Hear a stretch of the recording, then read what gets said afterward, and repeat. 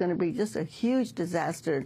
I worked the last immigration bill in 1986, and I just have to tell people that Reagan was president then, but he didn't lift a finger to pass that immigration bill. It was the Congress. And of course we had a different Congress because we didn't have all of these extremists that we have in the Congress as we have now. And I think that our side has got to do a lot more work.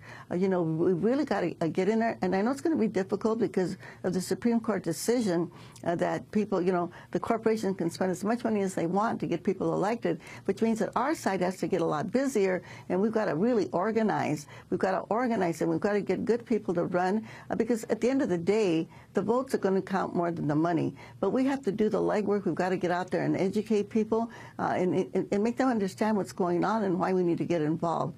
And this is why I'm committing the rest of my life, and as I have all of my adult life, to organizing, because I do believe that we do have the power. Democracy can only work if people take power, and we do have the numbers, but we've got to get involved. We've got to listen to your program, Amy, to find out what's going on in the other progressive media, so we can get the right information.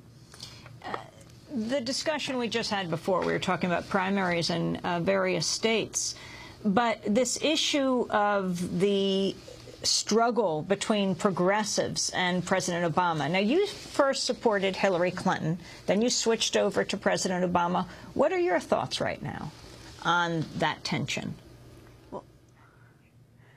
Well, I think that it's part of political life, and I know that we're not totally happy with what the administration has done, but I think at the same time, we know we don't want to go back to that kind of a fascist government that we had under the Bush administration, as was stated by your previous speakers that were talking about going after the librarians, right?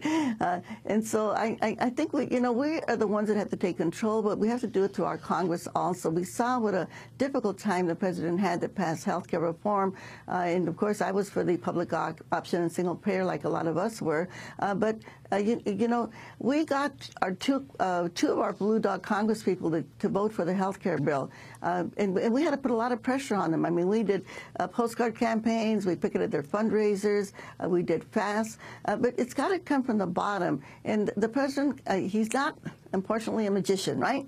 And he can only sign the laws that are passed, and the Congress is the one that makes the laws. And so I think we've got to do a lot more work at the base to get our progressive agenda passed. I mean, I have been doing political work now for, gosh, since I was 25 years old, and I'm 80 this year. And, during that period of time, passed a lot of legislation, for farm workers to have unemployment insurance and to get Spanish ballots and to get farm workers the right to organize. And all of this, we always did it with farm workers and with Friends of Farm Workers to make things happen.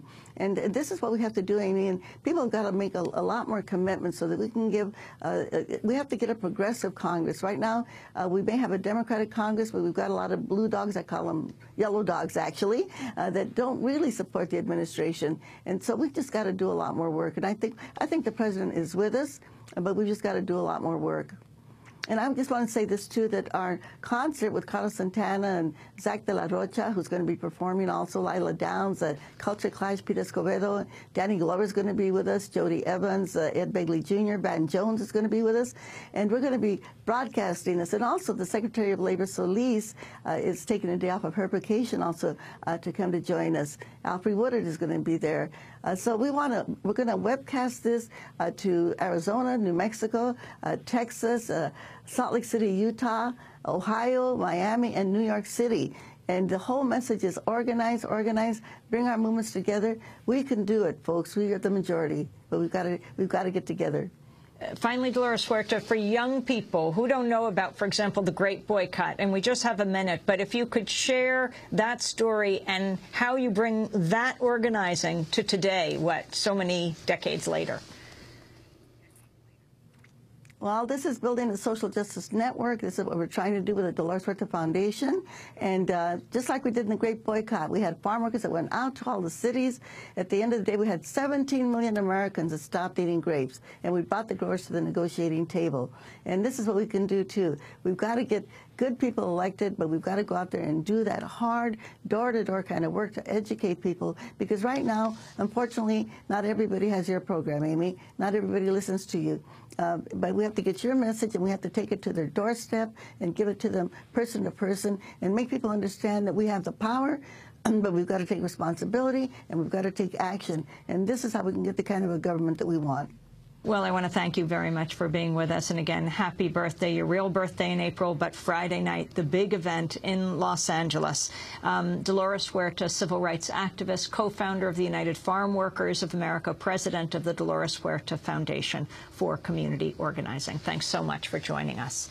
And that does it for our broadcast. Democracy Now! Produced by Mike Burke, Shrufa Dokudusa, Armata Angeli Kamet, Steve Martinez, Nicole Salazar, Hani Masood, Robbie Karen. Special thanks to Becca Staley. I'm Amy Goodman. Thanks for joining us. This is